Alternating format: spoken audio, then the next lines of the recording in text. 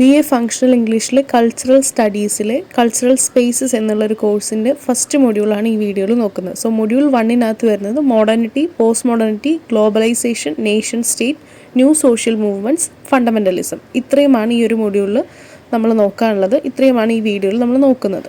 So ആദ്യം നമുക്ക് modernity എന്താണെന്ന് നോക്കാം. The concept of modernity from the European perspective is always the period after the European enlightenment in the 17th and 18th century. So 17th and 18th centuryക്ക് ശേഷം വന്നിട്ടുള്ള ഒരു period, ആ ഒരു പീരീഡിനെയാണ് always നമ്മൾ മോഡേണിറ്റി എന്ന് പറയുന്നത്. സോ യൂറോപ്യൻ പേഴ്സ്പെക്റ്റീവിൽ പറയുകയാണെങ്കിൽ യൂറോപ്പിൽ നടന്ന ഒരു യൂറോപ്യൻ എൻലൈറ്റ്മെൻറ്റ്, അതിൻ്റെ ശേഷം, അതായത് 17th and 18th centuryയിൽ നടന്ന യൂറോപ്യൻ എൻലൈറ്റൻമെൻറ്റിൻ്റെ ശേഷമുള്ള പീരീഡ്, അതാണ് മോഡേണിറ്റി എന്ന് കൊണ്ടുദ്ദേശിക്കുന്നത്. People began to give importance to reason and empiricism. ആ ഒരു പീരീഡ്, ആ ഒരു കാലഘട്ടത്തിൽ എന്ന് വെച്ചാൽ ആളുകൾ റീസണും എംപ്രിസിസത്തിനും ഇമ്പോർട്ടൻസ് കൊടുക്കാൻ തുടങ്ങി. സോ റീസൺ ആൻഡ് എംപ്രിസിസം എന്താണെന്ന് വെച്ചാൽ, റീസൺ എന്ന് വെച്ചാൽ എല്ലാത്തിനും ലോജിക്കലി കാര്യങ്ങൾ ചിന്തിക്കുക എന്നുള്ളത്. അതായത് അന്ധവിശ്വാസം എന്നുള്ള കോൺസെപ്റ്റിൽ നിന്നൊക്കെ വിട്ട് എന്ത് കാര്യമാണെങ്കിലും അതിന് ലോജിക്കലി, അതിനെന്താണ് പ്രാക്ടിക്കലി പോസിബിൾ ആയിട്ടുള്ള റീസൺ എന്താണ്, അതാണെങ്കിൽ മാത്രമേ അത് വിശ്വസിക്കുകയുള്ളൂ എന്നൊരു നിലപാടിലേക്ക് വരികയും, എംപ്രിസിസം എന്ന് പറയുന്നത് അത് ഫിലോസഫിക്കലി, ലോജിക്കലി മാത്രമല്ല ഫിലോസഫിക്കലി കൂടി അതിനെ, ആ ഒരു വിഷയത്തെക്കുറിച്ച് നോക്കിയിട്ട് മാത്രം അതിലേക്കൊരു ഒതൻറ്റിസിറ്റി കൊടുക്കുന്ന രീതിയിലേക്ക് ആളുകൾ മാറി. ആ ഒരു മാറ്റത്തിൻ്റെ ഒരു പീരീഡ് കൂടിയാണ് ഈ മോഡേണിറ്റി എന്നുകൊണ്ട് ഉദ്ദേശിക്കുന്നത്. Modernity and the Enlightenment mark a decisive shift in the ways of thinking because they enshrined reason and empiricism over sentiment and faith. So ഞാനിപ്പോൾ നേരത്തെ പറഞ്ഞ പോലെ റീസൺ ആൻഡ് എംപ്രിസിസം എന്നുള്ളൊരു കാര്യം അവർ കൊണ്ടുവന്നു over sentiment and faith. Okay, എന്തെങ്കിലും ഒരു കാര്യം വരുമ്പോൾ ആ ഒരു വിഷയത്തിന് ഇമോഷണലി അല്ലെങ്കിൽ സെൻറ്റിമെൻ്റലി അത് അപ്രോച്ച് ചെയ്യാതെ, എന്താ പറയുക, ഈ പറഞ്ഞ പോലെ പ്രാക്ടിക്കലി അതെന്താണോ ലോജിക്കലി ചിന്തിച്ച്, ലോജിക്ക് വെച്ചുകൊണ്ട് നമ്മൾ ചിന്തിക്കുകയും അതിൻ്റെ കാര്യങ്ങൾ മനസ്സിലാക്കിയെടുക്കുകയും ചെയ്യാൻ ഉള്ളൊരു രീതിയിലേക്ക് മാറി. The age of reason as the 18th century is often called in fact periodization of literary history in English literature. So ഈ ഒരു കാലഘട്ടത്തിന് ഏജ് ഓഫ് റീസൺ എന്നുകൂടി അറിയപ്പെടുന്നുണ്ട്. അതുപോലെ തന്നെ പീരിയോഡൈസേഷൻ എന്നുകൂടി ഇംഗ്ലീഷ് ലിറ്ററേച്ചറിലെ ലിറ്റററി ഹിസ്റ്ററിയിൽ പറയുന്നുണ്ട്. Especially in the writings of Alexander pop, Jonathan Swift and others. ഇവരൊക്കെ അലക്സാണ്ടർ പോപ്പും ജോനാഥൻ സ്വിഫ്റ്റും ഒക്കെ എഴുതിയിട്ടുള്ള റൈറ്റിംഗ്സിനകത്ത് പറയുന്നുണ്ടെന്നാണ് പറയുന്നത്. സോ അടുത്തത് പോസ്റ്റ് മോഡേണിറ്റിയാണ്. ഞാൻ ഇതിൻ്റെ നോട്ട്സ് എല്ലാം ടെലിഗ്രാം ചാനലിൽ അപ്ലോഡ് ചെയ്യുന്നുണ്ട്. ചാനൽ ആരെങ്കിലും ജോയിൻ ചെയ്യാത്തുണ്ടെങ്കിൽ ഡിസ്ക്രിപ്ഷൻ ബോക്സിൽ ലിങ്ക് കൊടുക്കാം, അതിൽ ജോയിൻ ചെയ്തിട്ട് നോട്ട്സ് എല്ലാം നിങ്ങൾക്ക് അതിൽ നിന്ന് കളക്ട് ചെയ്യാം. Okay, so post modernity is the condition commonly taken to refer to highly industrialized Western societies of the late 20th century. Postmodernity is actually a condition that is constituted by a range of social, political, economic, technological and cultural practices. So post modernity എന്ന് പറയുന്നത് മോഡേണിറ്റിക്ക് ശേഷമുള്ളത്. Modernity എന്താണെന്ന് നമ്മൾ നോക്കി. ആ modernity പീരീഡിന് ശേഷമുള്ള കാലഘട്ടമാണ് post modernity എന്ന് പറയുന്നത്. സോ പോസ്റ്റ് മോഡേണിറ്റി എന്ന് പറയുന്നൊരു കണ്ടീഷൻ കോമൺലി എന്താണ് റെഫർ ചെയ്യുന്നത് വെച്ചാൽ, ഇൻഡസ്ട്രിയലൈസ്ഡ് വെസ്റ്റേൺ സൊസൈറ്റീസിനെയാണ് റെഫർ ചെയ്യുന്നത്. അതായത് late 20th centuryയിലാണ് ഈ ഒരു പീരീഡ് വരുന്നത്. ഈ ഒരു പീരീഡിൽ നമ്മൾ നേരത്തെ പറഞ്ഞ പോലെ ആളുകളെല്ലാം ഒരുപാട് മാറി ചിന്തിക്കാൻ തുടങ്ങി. പഴയ ആ അന്ധവിശ്വാസം ആ രീതിയിൽ നിന്ന് മാറി ലോജിക്കലി റീസൺ ഉള്ള കാര്യങ്ങൾ, അതായത് കറക്റ്റായിട്ട് ലോജിക് ഉണ്ടെങ്കിൽ അല്ലെങ്കിൽ ഫിലോസഫി പരമായിട്ടുള്ള കാര്യങ്ങൾ മാത്രമാണ് ആളുകൾ വിശ്വസിക്കുകയും പ്രാവർത്തികമാക്കുകയും ചെയ്തിരുന്നത്. അപ്പോൾ അത്തരത്തിൽ ഇൻഡസ്ട്രിയലൈസ്ഡ് ആയി എല്ലാ വെസ്റ്റേൺ സൊസൈറ്റീസ് എല്ലാം ഇൻഡസ്ട്രിയലൈസ്ഡ് ആവുന്ന ഒരു പീരീഡാണ് പോസ്റ്റ് മോഡേണിറ്റി പീരീഡ്. അത് late 20th century ആണ്. സോ പോസ്റ്റ് മോഡേണിറ്റി എന്ന് പറയുന്നത് ഈ ഒരു പീരീഡിൽ വന്നിട്ടുള്ളത് social, political, economic, technological and cultural practices എന്നാണ് പറയുന്നത്. മറ്റേതിൽ റീസണും എംപിരിസിസും ആയിരുന്നെങ്കിൽ ഇതിനകത്ത് ആളുകൾ കോൺസ്റ്റിറ്റ്യൂട്ട് ചെയ്ത റേഞ്ചസ് ഏതൊക്കെയാണ്? Social, political, economic, technological and cultural practices. ഇത്രയും കാര്യങ്ങൾ ഇമ്പോർട്ടൻ്റ് ആയിട്ടുള്ളതാണ്. So it is the postmodern condition that becomes the immediate context for cultural studies as it evolved from the 1970s and 1980s. This discussion of postmodernity maps the spectrum of issues and structures that constitute the immediate backdrop to the work of Stuart Hall and others. So ഈ ഒരു പേപ്പറിനകത്ത് നമ്മൾ എങ്ങനെയാണ് പഠിക്കേണ്ടതെന്ന് വെച്ചാൽ ഈ ഓരോരോ കാലഘട്ടങ്ങളാണ് നമുക്കുള്ളത്. Modernity, post modernity എന്നൊക്കെ പറഞ്ഞിട്ടുള്ള ഓരോ കാലഘട്ടം. അപ്പോൾ ആ കാലഘട്ടത്തിൽ എന്താണ് വിഷയം, ആ കാലഘട്ടത്തിൽ ഏതാണ് ആ ഇയർ എന്നുള്ളത് കറക്റ്റായിട്ട് പഠിക്കുക. അത് എന്തൊക്കെയാണ് ആ ഇയറിൽ അവിടെ സംഭവിച്ചത്, ആളുകളുടെ മനോഭാവം എങ്ങനെയായിരുന്നു, എന്തൊക്കെയാണെന്ന് പഠിക്കുക. പ്ലസ് പഠിക്കേണ്ട കാര്യം എന്താണെന്ന് വെച്ചാൽ അതുമായി റിലേറ്റ് ചെയ്തിട്ടുള്ള ആളുകളുടെ പേര്. ഇപ്പോൾ ഇതിൽ സ്റ്റുവർട്ട് ഹാളിൻ്റെ പേര് കൊടുത്തിട്ടുണ്ട്, നേരത്തെ ആണെങ്കിൽ വേറെ 2 പേരുടെ പേര് കൊടുത്തിട്ടുണ്ടായിരുന്നു. അപ്പോൾ അത്തരത്തിൽ അതുമായി റിലേറ്റ് ചെയ്തിട്ടുള്ള ഏതെങ്കിലും ഫിലോസഫറോ അല്ലെങ്കിൽ ഏതെങ്കിലും വിഷയത്തിൽ കൈകാര്യം ചെയ്യുന്ന ആളുകൾ ഉണ്ടാവും, വ്യക്തികളുടെ പേരുകൾ ഉണ്ടാവും. അപ്പോൾ അത്തരത്തിലുള്ള പേരുകളും പഠിച്ചു വെക്കുക എന്നുള്ളതാണ്. ബാക്കി നമ്മൾ ഇതിൻ്റെ മൊത്തത്തിലുള്ള കാര്യങ്ങളൊന്ന് വിവരിച്ച് എഴുതുക എന്നുള്ളതാണ് നമ്മൾ ഈ ഒരു സബ്ജക്റ്റിൽ നമുക്ക് ചെയ്യാൻ പറ്റുന്ന ഒരു കാര്യം. സോ ഞാൻ ഇതിവിടെ ഓരോന്നും എന്തൊക്കെയാണെന്ന് പറഞ്ഞ് മാത്രമാണ് പോകുന്നത്. ഡീറ്റെയിൽഡ് ആയിട്ടുള്ള നോട്ട്സ് ഞാൻ ടെലിഗ്രാം ചാനലിൽ അപ്ലോഡ് ചെയ്തിട്ടുണ്ട്. സോ അടുത്ത നമ്മുടെ ടോപ്പിക് ഗ്ലോബലൈസേഷൻ ആണ്. Globalisation is a term frequently used with an astonishing lack of specificity. Globalisation എന്ന് വെച്ചാൽ നമുക്കറിയാം, അത് ഒരുപാട് കാര്യങ്ങൾക്ക് യൂസ് ചെയ്യുന്ന ഒരു വേർഡാണ്. ലാക്ക് ഓഫ് സ്പെസിഫിസിറ്റി എന്നാണ് അതിൻ്റെ ഒരു രീതിയിൽ കൾച്ചറൽ സ്പേസസിൽ അവർ പറയുന്നത്. It has been used to refer to everything from worker migration to global warming, from Microsoft's presence in every PC ഇൻ the third world to fundamentalism. So എല്ലാ കാര്യത്തിനും ഇതിൽ പറഞ്ഞിട്ടുള്ള കുറച്ച് എക്സാമ്പിൾസ് അല്ലെ, ഗ്ലോബൽ വാർമിങ്ങിനെ നമ്മൾ ഗ്ലോബലൈസേഷൻ എന്ന് പറയാം, അല്ലെങ്കിൽ വേറെ ഈ ഫണ്ടമെൻ്റലിസത്തിനെ, അങ്ങനെ അത്തരത്തിൽ ഗ്ലോബലൈസേഷൻ എന്ന് പറയുന്നത് എല്ലാത്തിനെയും റെഫർ ചെയ്യുന്ന ഒരു കോമൺ ടേമാണ്. പക്ഷെ നമുക്ക് പഠിക്കാനുള്ളത് കൾച്ചറൽ സ്റ്റഡീസിൽ എന്താണ് കൾച്ചറൽ ഗ്ലോബലൈസേഷൻ എന്നുള്ളതാണ്. So in cultural studies, cultural globalisation is a phenomenon by which the experience of everyday life as influenced by the diffusion of commodities and ideas reflects standardisation of cultural expressions around the world. So cultural സ്റ്റഡീസിലെ cultural globalisation എന്താണെന്നുള്ളതാണ് നമുക്ക് പഠിക്കാനുള്ളത്. So എന്താണ് cultural globalisation? അതൊരു phenomenon ആണ് by which the experience of everyday life, നമ്മുടെ എല്ലാവരുടെയും നിത്യജീവിതത്തിൽ, നിത്യമായിട്ടുള്ള എവറിഡേ ലൈഫിൽ നമ്മൾ യൂസ് ചെയ്യുന്ന കമ്മോഡിറ്റീസും അല്ലെങ്കിൽ ഐഡിയാസും, നമ്മളെ ഇൻഫ്ലുവൻസ് ചെയ്യുന്ന ഐഡിയാസൊക്കെ ഉണ്ടല്ലോ, അത് സ്റ്റാൻഡർഡൈസേഷനെ റിഫ്ലക്റ്റ് ചെയ്യുന്ന ഒരു രീതി. അതായത് നമ്മുടെ കൾച്ചറൽ എക്സ്പ്രഷൻസ് ഒക്കെ ഈ ലോകത്തിന് മൊത്തമായിട്ടുള്ള അറൗണ്ട് ദി വേൾഡിൽ കൾച്ചറൽ എക്സ്പ്രഷൻസ് എല്ലാം സ്റ്റാൻഡർഡൈസ് ആയിട്ട് റിഫ്ലക്റ്റ് ചെയ്യുന്ന ഒരു രീതിയാണ് കൾച്ചറൽ ഗ്ലോബലൈസേഷൻ എന്നുകൊണ്ട് ഉദ്ദേശിക്കുന്നത്. Propelled by the efficiency or appeal of wireless communications, electronic commerce, popular culture and international travel, globalization has been seen as a trend toward homogeneity that will eventually make human experience everywhere essentially the same. This appears, however, to be an overstatement of the phenomenon. Although homogenizing influences do indeed exist, they are far from creating anything akin to a single world culture. These are the basic elements of globalization. So basic elementsനെ കുറിച്ച് കുറച്ച് പറയുന്നുണ്ട്. അപ്പോൾ globalisation എന്ന് പറയുന്നതുകൊണ്ട് ഇവർ പറയുന്നത് എന്താണ്, കുറച്ചുകൂടി സ്റ്റാൻഡർഡൈസ്ഡ് ആയിട്ടുള്ള ഒരു cultural expression towards the world എന്നാണ് പറയുന്നത്. സോ അതിനകത്ത് വരുന്നത് communication, electronic commerce, popular culture, international travel, ഇതെല്ലാം എന്താണ് ഗ്ലോബലൈസേഷൻ്റെ എലമെൻറ്റ്സ് ആണ്. അത് നമുക്ക് ഹോമോജനിറ്റിയുമായിട്ടുള്ളൊരു ട്രെൻഡ്, ടുവേർഡ്സ് ഹോമോജനിറ്റി ആയിട്ടുള്ളൊരു ട്രെൻഡായിട്ട് വരുന്നുണ്ട്. ഹ്യൂമൻ എക്സ്പീരിയൻസിൻ്റെ എല്ലാ രീതിയിലും എവിടെയും കാണാൻ പറ്റുന്ന രീതിയിലുള്ളൊരു ഫിനോമിനൻ ആയിട്ടാണ് ഗ്ലോബലൈസേഷൻ നിൽക്കുന്നത്. Nation state, a territorially bounded sovereign polity, a state that is ruled in the name of a community of citizens who identify themselves as a nation.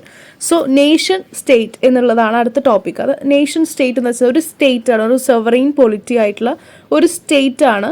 അത് that is ruled in the name of a community of citizens, ഒരു community of citizens belong ചെയ്യുന്ന, and they identify themselves as a nation, അവർ തന്നെ അതിനൊരു നേഷനായിട്ട് identify ചെയ്യുന്ന ഒരു state, അതിനെയാണ് nation state എന്നുകൊണ്ട് ഉദ്ദേശിക്കുന്നത്.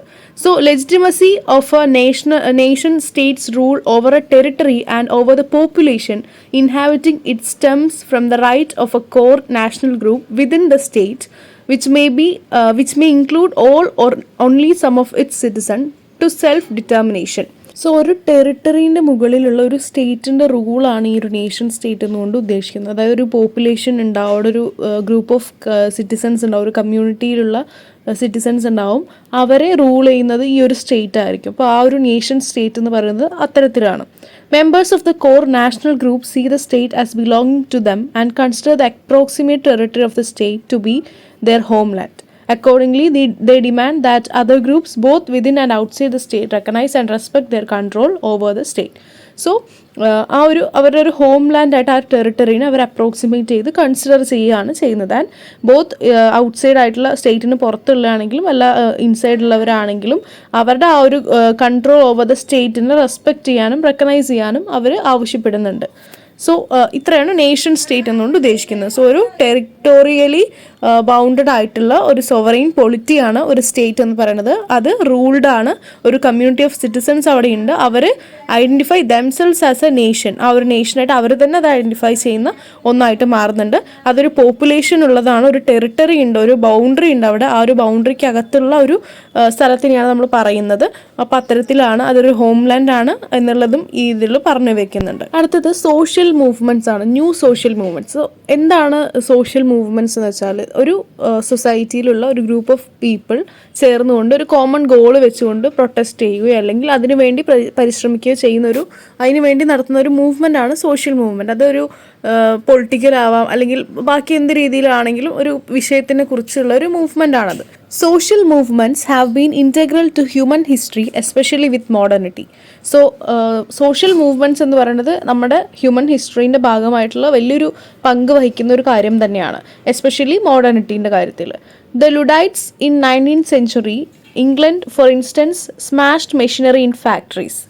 Similar movements happened in various parts of the world. So 19th century Luddites എന്ന് പറയുന്ന അവർ ഒരു എന്താ പറയുക, ഒരു ഇംഗ്ലണ്ടിൽ ഒരു മെഷീനറി ഫാക്ടറീസ് എല്ലാം, അതായത് ഫാക്ടറീസിൽ മെഷീനറീസ് എല്ലാം സ്മാഷ് ചെയ്തു എന്നുള്ള രീതിയിലൊക്കെയുള്ള പ്രൊട്ടസ്റ്റും കാര്യങ്ങളൊക്കെ. അപ്പോൾ അത്തരത്തിൽ ഡിഫറെൻറ്റ് പാർട്സ് ഓഫ് ദി വേൾഡ്സിൽ വേരിയസ് ആയിട്ടുള്ള കാര്യങ്ങൾ, സിമിലർ ആയിട്ടുള്ള മൂവ്മെൻറ്റ്സ് കാര്യങ്ങളെല്ലാം നടന്നുകൊണ്ടിരുന്നിട്ടുണ്ട്. In a sense the freedom movement in India was a social movement. So നമുക്ക് മനസ്സിലാക്കി തരാൻ വേണ്ടിയിട്ട് അവർ പറയുന്നുണ്ട്, നമ്മുടെ ഇന്ത്യയിൽ നടന്ന ഫ്രീഡം മൂവ്മെൻറ്റ് അല്ലേ, നമുക്ക് സ്വാതന്ത്ര്യം ലഭിക്കുന്നത് എങ്ങനെയാണ്, ഒരു സോഷ്യൽ മൂവ്മെൻറ്റിലൂടെയാണ്. അത്തരത്തിൽ നമ്മൾ ഉണ്ടാക്കിയ അതിൻ്റെ ഒരു ഫലമായിട്ടാണ് ഇവിടെ നിന്ന് ബ്രിട്ടീഷുകാർ പോകുന്നത്. അപ്പോൾ ആ ഒരു രീതിയിൽ ആ ഒരു മൂവ്മെൻറ്റ്, ആ ഇന്ത്യയിൽ ഫ്രീഡം മൂവ്മെൻറ്റ് നടന്നത് ഒരു സോഷ്യൽ മൂവ്മെൻ്റ് ആണ് എന്നാണ് പറയുന്നത്. കാരണം എന്താണ്, ഒരു കോമൺ ആയിട്ടുള്ള ഒരു കമ്മ്യൂണിറ്റിയിലുള്ള ആളുകൾ, നമ്മൾ ഇന്ത്യക്കാരെല്ലാവരും ഒരുമിച്ച് നിന്നുകൊണ്ട് ആ ഒരു കോമൺ ആയിട്ടുള്ളൊരു ഗോൾ, ഈ ഇവിടെ നിന്നും ബ്രിട്ടീഷുകാരെ തുരത്തണം എന്നുള്ള രീതിക്ക് നിന്നുകൊണ്ട് നടത്തിയൊരു മൂവ്മെൻ്റ് ആണത്. അപ്പോൾ അത് ഒരു സോഷ്യൽ മൂവ്മെൻ്റ് ആണെന്ന് പറയുന്നുണ്ട്. Greenpeace is an important social movement in contemporary times. ആ ഒരു കാലഘട്ടത്തിൽ നടന്ന ഒരു ഇമ്പോർട്ടൻ്റ് ആയിട്ടുള്ളൊരു സോഷ്യൽ മൂവ്മെൻ്റ് ആണ് ഗ്രീൻ പീസ് എന്ന് പറയുന്നത്. What is interesting and relevant to understanding contemporary culture is the increasing political influence of such movements. So ഇത്തരത്തിൽ പറഞ്ഞ പോലെ പൊളിറ്റിക്കൽ ആയിട്ടുള്ളൊരു ഇൻഫ്ലുവൻസ്, ഈ ഒരു ഇത്തരം മൂവ്മെൻറ്റ്സിനെല്ലാം ഒരു പൊളിറ്റിക്കൽ ഇൻഫ്ലുവൻസും കൂടി അതിനകത്ത് ആ ഒരു കണ്ടംപററി കൾച്ചറിനകത്ത് വരുന്നുണ്ട്. Greenpeace, for instance, has a significant role to play in the world politics, even getting into parliaments in some countries. Before examining the role of social movements, we need to explore specific aspects of those movements. So, ഇതിൽ പറയുന്ന green peas എന്ന് പറയുന്ന ഒരു മൂവ്മെൻറ്റിനെ കുറിച്ച് പറയുന്നത്. അപ്പോൾ അതൊരു important ആയിട്ടുള്ളൊരു സോഷ്യൽ മൂവ്മെൻ്റ് ആണ് കണ്ടംപററി ടൈംസിലെന്ന് പറഞ്ഞു. ആ ഒരു സോഷ്യൽ മൂവ്മെൻറ്റിൻ്റെ കാര്യത്തിൽ പറയുന്നത് എന്താണെന്ന് വെച്ചാൽ, ആ ഒരു സോഷ്യൽ മൂവ്മെൻറ്റ് പൊളിറ്റിക്കൽ ഇൻഫ്ലുവൻസും കൂടെ നടത്തിയിട്ടുള്ള ഒരു മൂവ്മെൻ്റ് ആണ്. അതായത് വേൾഡ് പൊളിറ്റിക്സിൽ ഒരു സിഗ്നിഫിക്കൻറ്റ് റോള് ഉണ്ടാക്കിയെടുത്ത ഒരു സംഭവമാണ് ഗ്രീൻ പീസ് സോഷ്യൽ മൂവ്മെൻറ്റ് എന്ന് പറയുന്നത്. അതിൽ ഒരുപാട് രാജ്യങ്ങളിൽ പാർലമെൻറ്റിൽ കയറാൻ വരെ, അതിലെത്താൻ വരെ, ആളുകൾക്ക് അവിടെ എത്താൻ വരെ ഈ ഒരു ഗ്രീൻ പീസ് എന്ന് പറഞ്ഞൊരു സോഷ്യൽ മൂവ്മെൻറ്റ് നിന്നിട്ടുണ്ട്. ആ ഒരു വേൾഡ് പൊളിറ്റിക്സിൽ ഇത് സിഗ്നിഫിക്കൻ്റ് ആയിട്ടൊരു റോൾ പ്ലേ ചെയ്തിട്ടുണ്ട് എന്നാണ് പറയുന്നത്. സോ ഇനി നമുക്ക് അതിൻ്റെ കുറച്ച് സോഷ്യൽ മൂവ്മെൻറ്റ്സിൻ്റെ സ്പെസിഫിക് ആയിട്ടുള്ള കുറച്ച് ആസ്പെക്ട്സ് നോക്കാം. A term that is frequently used in connection with social movements is protest. അറിയാം, നമ്മളിപ്പോൾ പറഞ്ഞു നമ്മുടെ ഇന്ത്യയിൽ നടന്ന ഫ്രീഡം മൂവ്മെൻറ്റ് അല്ലെ, അതിൻ്റെ ഒരു സോഷ്യൽ മൂവ്മെൻ്റ് ആണെന്ന് പറഞ്ഞു. അപ്പോൾ അതിലും പ്രൊട്ടസ്റ്റ് ആണ് അവിടെ അല്ലെ, പ്രതിഷേധമാണ് അവിടെ. നമ്മൾ പ്രൊട്ടസ്റ്റ് ചെയ്യാണ് ഒരു കാര്യത്തിന് വേണ്ടിയിട്ട്. സോ അതിൽ സോഷ്യൽ മൂവ്മെൻറ്റ്സിൽ നമ്മൾ ഏറ്റവും കൂടുതൽ യൂസ് ചെയ്യുന്ന ഒരു വേർഡാണ് പ്രൊട്ടസ്റ്റ് എന്ന് പറയുന്നത്. Protest either social or political, social ആവാം പൊളിറ്റിക്കൽ ആവാം പ്രൊട്ടസ്റ്റ് എന്ന് പറയുന്നത്. Refers to the questioning and or challenging of established cultural social political practices. So അത് സോഷ്യൽ ആവാം അല്ലെങ്കിൽ പൊളിറ്റിക്കൽ ആവാം പ്രൊട്ടസ്റ്റ് എന്ന് പറയുന്നത്. അതെന്താണ്, നമ്മൾ ക്വസ്റ്റ്യൻ ചെയ്യുകയാണ് അല്ലെങ്കിൽ ചലഞ്ച് ചെയ്യുകയാണ് എന്തിനെ, എസ്റ്റാബ്ലിഷ്ഡ് ആയിട്ടുള്ള കൾച്ചറൽ അല്ലെങ്കിൽ സോഷ്യൽ പൊളിറ്റിക്കൽ പ്രാക്ടീസസിനെ, നിലവിലുള്ള കൾച്ചറൽ സോഷ്യൽ പൊളിറ്റിക്കൽ ആസ്പെക്ട്സിനെയൊക്കെ നമ്മൾ ക്വസ്റ്റ്യൻ ചെയ്യുക അല്ലെങ്കിൽ ചലഞ്ച് ചെയ്യുക, അതിനെതിരെ പ്രൊട്ടസ്റ്റ് ചെയ്യുകയുമാണ് ചെയ്യുന്നത്. Protest can be by individuals or by groups. ഓരോ വ്യക്തികൾക്കും ആവാം അല്ലെങ്കിൽ ഒരു ഗ്രൂപ്പിനും ആവാം protest. In this case we shall look at group protest where movements have resisted authorities in power. So ഇതിനകത്ത് നമുക്ക് നോക്കുന്നത് ഇൻഡിവിജ്വൽ പ്രൊട്ടസ്റ്റുകളല്ല, ഗ്രൂപ്പ് പ്രൊട്ടസ്റ്റുകളാണ്. അതിലെന്താണ് പറയുന്നത്, അവർ നടത്തിയ മൂവ്മെൻറ്റ്സിനെ അതോറിറ്റീസ്, പവറിലുള്ള അതായത് അധികാരത്തിലുള്ള അതോറിറ്റീസ് എല്ലാം റെസിസ്റ്റ് ചെയ്യുകയാണ് ചെയ്തത്. The farmers' protest in New Delhi against the autocratic way in implementing the farm law is a social movement in 2020-21. So 2020 നടന്ന ഫാമേഴ്സ് പ്രൊട്ടസ്റ്റ്, നമുക്ക് എല്ലാവർക്കും അറിയാവുന്ന, ഡൽഹി ബേസ് ചെയ്തിട്ട് ഇന്ത്യയിലെ മുഴുവൻ ഫാർമേഴ്സും കർഷകരും അവിടെ എത്തി പ്രൊട്ടസ്റ്റ് ചെയ്തിട്ടുള്ളൊരു അതിപ്പോഴും തുടരുന്നുണ്ട്. അപ്പോൾ അത്തരത്തിൽ ന്യൂഡൽഹിയിൽ 2020-21 കാലഘട്ടത്തിൽ ആ ഒരു വർഷത്തിൽ നടത്തിയ പ്രൊട്ടസ്റ്റ് എന്താണ്, ഒരു ഇതുപോലുള്ളൊരു പ്രൊട്ടസ്റ്റ്, ഒരു സോഷ്യൽ അല്ലെങ്കിൽ പൊളിറ്റിക്കൽ പ്രൊട്ടസ്റ്റ് ആണെന്ന് നമുക്ക് പറയാം. അതൊരു ഗ്രൂപ്പ് പ്രൊട്ടസ്റ്റിന് എക്സാമ്പിൾ ആയിട്ടാണ് പറയുന്നത്. അപ്പോൾ ഈ ഒരു കാലഘട്ടത്തെ കൂടി കാര്യങ്ങൾ അവർ പറയുന്നുണ്ട്. മുന്നേയുള്ള ഫസ്റ്റ് മുതലുള്ള കാര്യങ്ങൾ പറഞ്ഞു, ഇന്ത്യൻ സോഷ്യൽ ഫ്രീഡം മൂവ്മെൻറ്റ് മുതൽ ഗ്രീൻ പീസും അല്ലാത്ത ഈ പറഞ്ഞ പോലെ ഇന്ന് നിലവിൽ ഈ ഏറ്റവും ലേറ്റസ്റ്റ് ആയിട്ടുള്ള ന്യൂഡൽഹിയിൽ നടന്ന ഫാമേഴ്സിൻ്റെ പ്രൊട്ടസ്റ്റ് വരെ ആയിട്ടുള്ള കാര്യങ്ങളാണ് ഇതിൽ പറഞ്ഞിട്ടുള്ളത്. അപ്പോൾ ഇതെല്ലാം സോഷ്യൽ മൂവ്മെൻറ്റ്സിൽ വരുന്നത്. അപ്പോൾ സോഷ്യൽ മൂവ്മെൻറ്റ്സിനെ കുറിച്ച് ചോദിക്കുകയാണെങ്കിൽ നമുക്കറിയാവുന്ന സോഷ്യൽ മൂവ്മെൻറ്റ്സിനെ എല്ലാം കുറിച്ചും നമുക്ക് എഴുതാം. അതായത് പൊളിറ്റിക്കൽ, കൾച്ചറൽ ആയിട്ടുള്ള എല്ലാ സോഷ്യൽ മൂവ്മെൻറ്റ്സിനെ കുറിച്ചും നമുക്ക് എഴുതാനും എക്സാമ്പിൾസ് ആയിട്ട് എഴുതാം. ഇപ്പോൾ ഈ ഒരു ഫാർമേഴ്സ് പ്രൊട്ടസ്റ്റിൻ്റെ എക്സാമ്പിൾ, ന്യൂഡൽഹിയിൽ ഇന്ന വർഷത്തിൽ നടന്ന ഫാർമർ പ്രൊട്ടസ്റ്റ് എന്നൊക്കെ പറഞ്ഞ് എക്സാമ്പിൾസ് ആയിട്ട് എഴുതുകയാണെങ്കിൽ നമുക്ക് കൂടുതലായിട്ട് സ്കോർ ചെയ്യാൻ വേണ്ടിയിട്ട് പറ്റും. അടുത്തത് ഐഡൻറ്റിറ്റിയാണ്. Identity is a socially constructed, socially sanctioned or at least recognized complex of self-significations deriving from an individual's membership in such collectivities such as class, race, gender, sexuality, generation, region, ethnicity, religion and nation. So identity എന്നുള്ളതാണ് അടുത്ത് നോക്കുന്നത്. നമ്മൾ nation, state ഒക്കെ നോക്കി, എന്താണ് സ്റ്റേറ്റും അതിലുള്ള citizen കാര്യങ്ങളൊക്കെ. ഇനി ഐഡൻറ്റിറ്റിയാണ്, സെൽഫ് ഐഡൻറ്റിറ്റി. നമ്മൾ ഓരോരുത്തർക്കും ഓരോ ഐഡൻറ്റിറ്റി ഉണ്ട്. അതെന്താണ്, ഒരു സോഷ്യലി കൺസ്ട്രക്റ്റ് ആയിട്ടുള്ള അല്ലെങ്കിൽ സോഷ്യലി സാങ്ഷൻഡ് ആയിട്ടുള്ള അല്ലെങ്കിൽ അറ്റ്ലീസ്റ്റ് റെക്കഗ്നൈസ്ഡ് ആയിട്ടുള്ള, നമ്മൾ സാങ്ഷൻ ചെയ്ത് ഞാൻ ഇന്ന ആളാണ് എന്ന് ഐഡൻറ്റിഫൈ എല്ലാവരെ കൊണ്ടും പറയിപ്പിക്കാതെ തന്നെ റെക്കഗ്നൈസ്ഡ് ആയിട്ടുള്ള ഒരു നമ്മളിതിൽ പെട്ടതാണെന്ന് നമ്മളെ മറ്റുള്ളവർക്ക് റെക്കഗ്നൈസ് ചെയ്യാൻ പറ്റുന്ന രീതിയിലുള്ള ഒരു ഐഡൻറ്റിറ്റി എല്ലാവർക്കും ഉണ്ട്. സോ അതൊരു സെൽഫ് സിഗ്നിഫിക്കേഷൻ്റെ ഒരു മെമ്പർഷിപ്പ് പോലെയാണ്. ഞാൻ ഇന്നൊരു രീതിയിൽ അല്ലെങ്കിൽ അതിൽ എക്സാമ്പിൾസ് കൊടുത്തിട്ടുണ്ട്. ഏതൊക്കെയാണ്? Class, race, gender, sexuality, generation, region, ethnicity, religion, nation, ഇതൊക്കെ. അപ്പം ഞാൻ ഇതിലാണ് ബിലോങ് ചെയ്യുന്നത് എന്നുള്ള ഒരു മെമ്പർഷിപ്പ്, എനിക്ക് ഇന്ന ഒരു ഇതിലാണ് മെമ്പർഷിപ്പ് എന്നുള്ള രീതിയിലാണ് ഈ കാര്യങ്ങൾ പോകുന്നത്. അപ്പോൾ ഐഡൻറ്റിറ്റി എന്ന് പറയുന്നത് ഞാൻ ഏതിലാണോ ബിലോങ് ചെയ്യണത്, ഏതിൻ്റെ മെമ്പറായിട്ടാണോ ഞാൻ വർക്ക് ചെയ്യുന്നത്. അപ്പോൾ ഒരു റിലീജിയൻ ആവാം, അല്ലെങ്കിൽ ജെൻഡർ ആവാം, അല്ലെങ്കിൽ ഈ പൊളിറ്റിക്കൽ പാർട്ടീസ് ആവാം, അല്ലെങ്കിൽ ഏത് രീതിയിലാണെങ്കിൽ ഞാൻ ഇതിലുള്ള ആളാണ് എന്നുള്ളതാണ് എൻ്റെ ഐഡൻറ്റിറ്റി എന്ന് പറയുന്നത്.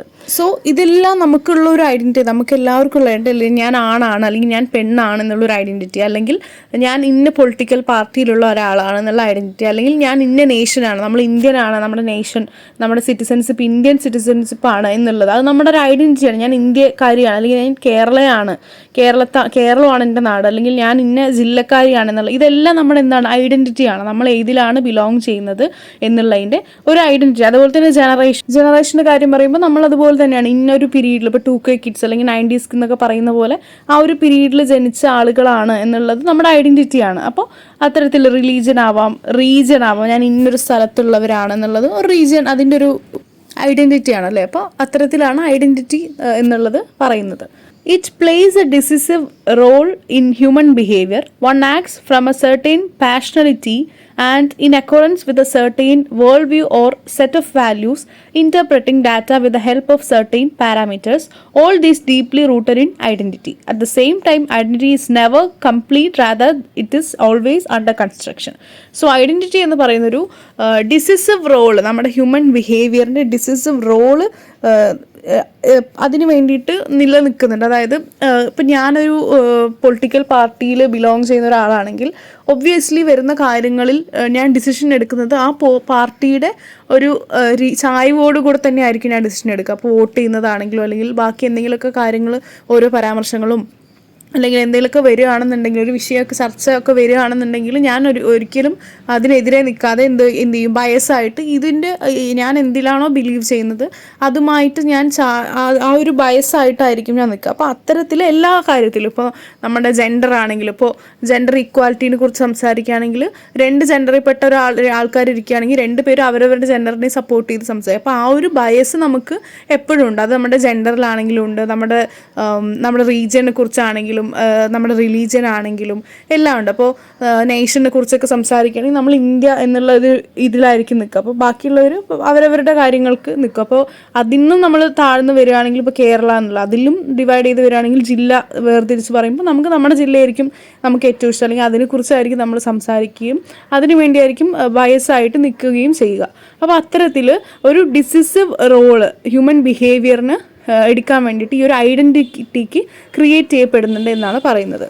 സോ ഈ എല്ലാ പാരാമീറ്റേഴ്സും എന്ത് ചെയ്യുന്നുണ്ട്, ഡീപ്ലി റൂട്ടഡ് ഇൻ ഐഡൻറ്റിറ്റി എന്ന് പറയുന്നത്. ഐഡൻറ്റിറ്റി എന്നുള്ള ഒരു ഇതിലേക്ക് ഡീപ്ലി റൂട്ടഡായി കിടക്കണം. അതിൻ്റെ ഒരു രീതിയിൽ മാത്രമേ നമ്മൾ വേൾഡ് വ്യൂ കാണുകയുള്ളൂ.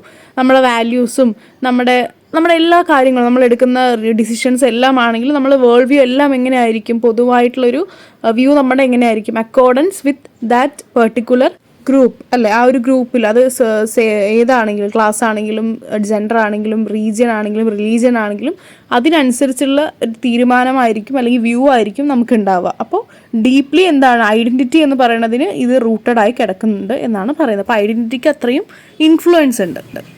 സോ ഫണ്ടമെൻ്റലിസം ആണ് അടുത്തത്. While the term fundamentalism is most often used to refer to religious fundamentalism, it applies to any chauvinistic rejection of an alternate form of thinking. So fundamentalism നമുക്കറിയാം, നേരത്തെയും എല്ലാ സബ്ജക്റ്റിലും നമ്മൾ പഠിക്കുന്നതാണ്. അപ്പോൾ fundamentalism എന്ന് പറയുന്നത് എന്താ, റിലീജിയസ് ഫണ്ടമെൻ്റലിസം ആണ് അല്ലേ. നമ്മുടേതായിട്ടുള്ളൊരു റിലീജിയൻ നമ്മൾ വിശ്വസിക്കുന്നുണ്ടെങ്കിൽ അതിലെ ബിലീവ്സും റിച്വൽസും കാര്യങ്ങളെല്ലാം നമ്മൾ ഉയർത്തി കാണിക്കുന്ന ഒരു രീതി, അതാണ് ഫണ്ടമെൻ്റലിസം, റിലീജിയസ് ഫണ്ടമെൻ്റലിസം എന്ന് പറയുന്നത്. സോ ഇതിനകത്ത് എന്താണ് വരുന്നത്, any chauvinistic rejection of an alternate form of thinking. So നമ്മൾ ചിന്തിക്കുന്ന രീതിയിലുള്ള ഷോവനിസ്റ്റിക് ആയിട്ടാണ് നമ്മൾ ചിന്തിക്കുക. അപ്പോൾ നമ്മളൊരു റിലീജിയനിൽ ബിലോങ്ങിങ് ചെയ്യുമ്പോൾ, നമ്മൾ ഒരു റിലീജിയനിൽ വിശ്വസിക്കുമ്പോൾ അതിലുള്ള കാര്യങ്ങളെല്ലാം ആയിരിക്കും നമുക്ക് ഏറ്റവും പ്രിയപ്പെട്ടതോ, അല്ലെങ്കിൽ അതായിരിക്കും നമ്മുടെ ശരി. അപ്പോൾ അത് ഉയർത്തിക്കൊണ്ട് നിൽക്കുമ്പോൾ നമ്മളടുത്ത് അത് ചെയ്യരുത് എന്ന് പറയുകയാണെങ്കിൽ അതിനെതിരെ നമ്മൾ പ്രൊട്ടസ്റ്റ് ചെയ്യുകയും കാര്യങ്ങളും ചെയ്യും. അപ്പോൾ അതാണ് ഫണ്ടമെൻ്റലിസത്തിൽ വരുന്നത്. നമ്മൾ വിശ്വസിക്കുന്ന ഒരു റിലീജിയനിൽ നമ്മൾ കാണുന്ന നന്മകൾ, അല്ലെങ്കിൽ നമ്മൾ അതായിരിക്കും സത്യം, ഇതാണ് നമ്മൾ ഇതിൽ തന്നെ നമ്മൾ ഉറച്ചു നിൽക്കുകയാണല്ലോ. അപ്പോൾ അതാണ് ഷോവനിസ്റ്റിക് റിജക്ഷൻ എന്ന് പറയുന്നത്. അപ്പോൾ ആ ഒരു രീതിയിലുള്ളതാണ് എന്ത് ഫണ്ടമെൻ്റലിസം എന്ന് പറയുന്നത്, റിലീജിയസ് ഫണ്ടമെൻ്റലിസം ആണ്. Such fundamentalisms have always existed from the beginning of human life on earth, rising with the divergence of civilizations and cultures and the recognition of different faiths. So ഇതെന്ന് പറയുന്നത് ഞാൻ നേരത്തെ നമ്മൾ പറഞ്ഞപ്പോൾ biased ആവും, നമ്മൾ എല്ലാ കാര്യത്തിലും ബയസ്ഡ് ആവും എന്ന് പറഞ്ഞു, ഐഡൻറ്റിറ്റീൻ്റെ കാര്യത്തിൽ പറഞ്ഞപ്പോൾ അല്ലേ.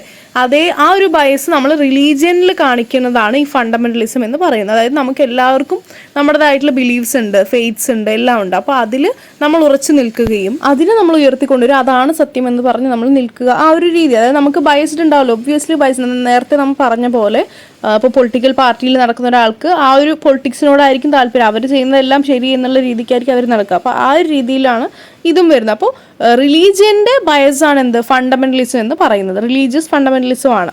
സോ ഈ ഒരു ഫണ്ടമെൻ്റലിസം ഓൾവേസ് എക്സിസ്റ്റഡ് ആണെന്നാണ് പറയുന്നത്. അതായത് from the beginning of human life on എർത്തിൽ, ഭൂമിയിൽ ആദ്യകാലത്തുള്ള മനുഷ്യനുണ്ടായ അന്ന് മുതൽ തന്നെ ആ സിവിലൈസേഷനും കൾച്ചറും എല്ലാം ഉള്ള ആ സമയത്ത് തന്നെ ഈ ഒരു ബയസ്ഡ് ഉണ്ട്, ഈ ഒരു ഫണ്ടമെൻ്റലിസം ഉണ്ടെന്നാണ് പറയുന്നത്. ഓഫ് ഡിഫറെൻറ്റ് ഫെയ്ത്ത്സ്, ഓരോരുത്തർക്കും ഓരോ വിശ്വാസമൊക്കെയാണ്. അപ്പോൾ അതെന്നും ഉള്ളതാണ്, നേരത്തെ പണ്ട് മുതലേ ഉണ്ട്, from the beginning of human life on earth, and ഇപ്പോഴും സ്റ്റിൽ അതുണ്ടെന്നാണ് പറയുന്നത്. So however, for cultural studies in the 20th century, dealing as it does with everyday life and modes of meaning generation, fundamentalism is an important context and location. So ഇന്നത്തെ 20th സെഞ്ച്വറിയിൽ ഈ ഒരു കാലഘട്ടത്തിൽ നോക്കുകയാണെങ്കിൽ cultural studies എന്ന് പറയുന്നത്, അതെ cultural സ്റ്റഡീസിൽ ഈ ഒരു ഫണ്ടമെൻ്റലിസം നോക്കുകയാണെങ്കിൽ നമ്മുടെ എവറി ഡേ ലൈഫിൽ ഇതുണ്ട് എന്ന് തന്നെയാണ് ഇത് പറയുന്നത്. Fundamentalism, so the term fundamental comes into popular lexicon with the 20th century. The sociologist T.N. Madan, in his analysis of fundamentalism and secularism, focuses on spiritual authority exercised by religious functionaries. Madan's emphasis is particularly useful in its shift of focus to issues of power from mere analysis of any religions, doctrines and beliefs. So T.N. Madan എന്ന് പറഞ്ഞൊരു sociologist ആണ്. അദ്ദേഹത്തിന് എല്ലാവർക്കും അറിയാമെന്നല്ലേ. അപ്പം അദ്ദേഹം ഫണ്ടമെൻ്റലിസവും സെക്യുലറിസവും focus ചെയ്തുകൊണ്ടൊരു religious functionaries ആയിട്ടുള്ളൊരു രീതിയിലുള്ളൊരു analysis നടത്തിയിട്ടുണ്ടായിരുന്നു. അപ്പോൾ അദ്ദേഹം പറയുന്ന കുറച്ച് കാര്യങ്ങളും ഇതിൽ പറയുന്നത്, അതായത് ഇഷ്യൂസ് ഓഫ് പവർ, അതിൻ്റെ ഒരു റിലീജിയസ് ഡോക്ട്രൈൻസും ബിലീവ്സും എല്ലാം കൊണ്ടുള്ള ഒരു ഫണ്ടമെൻ്റലിസവും സെക്യുലറിസവും അല്ലെ രണ്ടും ഓപ്പോസിറ്റ് ആയിട്ടുള്ള കാര്യങ്ങളാണ്. അപ്പോൾ അതിൻ്റെ രണ്ടിൻ്റെയും കാര്യങ്ങൾ അദ്ദേഹം പറയുന്നുണ്ട്, ആ ഒരു സോഷ്യോളജിസ്റ്റ് പറയുന്നത്. അപ്പോൾ ഞാൻ നേരത്തെ പറഞ്ഞ പോലെ ഈ പേരും കാര്യങ്ങളും വർഷവും കാര്യങ്ങളൊക്കെ നോക്കി വെക്കണം. ഇതെല്ലാം ഇമ്പോർട്ടൻ്റ് ആണ്, ഇതിനെല്ലാം പോയിൻ്റാണ്. സോ ഇത്രയുമാണ് നമുക്ക് ഈ ഒരു മൊഡ്യൂളിനകത്ത് നോക്കാനുള്ളത്. മൊഡ്യൂൾ 1 ഇവിടെ തീരുകയാണ്. Modernity, post modernity, globalisation, nation state, new social movements, fundamentalism, ഇത്രയാണ് നമ്മൾ നോക്കിയത്. ഇതിൽ കുറച്ച് കാര്യങ്ങളിൽ ഇമ്പോർട്ടൻ്റ് ആയിട്ടുള്ള കാര്യങ്ങളാണ് നോക്കിയത്. നോട്ട്സ് ഞാൻ ടെലിഗ്രാം ചാനൽ അപ്ലോഡ് ചെയ്തിട്ടുണ്ട്. ഡിസ്ക്രിപ്ഷൻ ബോക്സിൽ ലിങ്ക് ഉണ്ട്, എല്ലാവരും കയറി നോട്ട്സ് എടുക്കാം. അതിൽ ഡീറ്റെയിൽ ആയിട്ടുള്ള നോട്ട്സ് ഉണ്ട്. ഇനി എന്തെങ്കിലും സംശയങ്ങൾ, എന്തെങ്കിലും കാര്യങ്ങൾ കുറച്ചുകൂടെ എക്സ്പ്ലെയിൻ ചെയ്യണമെന്നോ ഏതെങ്കിലും ഭാഗത്ത് ഡൗട്ട് എന്തെങ്കിലും ഉണ്ടെങ്കിൽ കമൻറ്റ് ചെയ്താൽ മതി. ഞാൻ ടെലിഗ്രാം ചാനലിൽ അതിൻ്റെ വോയിസ് ആയിട്ടോ ക്ലാസ് ആയിട്ടോ എങ്ങനെയെങ്കിലും അയച്ചു തരാം. ഓക്കെ.